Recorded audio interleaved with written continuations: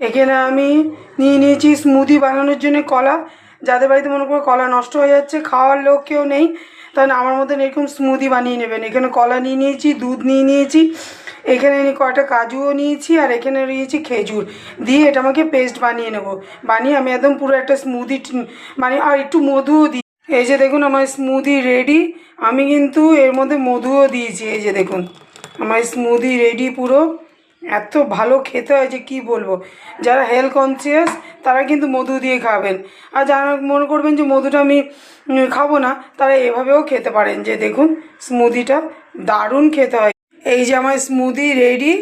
এইভাবে সকালে ব্রেকফাস্ট করে নেবেন স্মুদি দিয়ে, দারুণ কিন্তু একটা ব্রেকফাস্ট, অনেকক্ষণ ধরে কিন্তু পেটটা ভরা থাকে। তারপরে যদি কিছু স্যালাড খেতে চান স্যালাডও খেতে পারেন। তা আমার এই রেসিপিটা আপনাদের কেমন লাগলো অবশ্যই কিন্তু কমেন্টসের মাধ্যমে আমাকে জানাবেন। টাটা বন্ধুরা।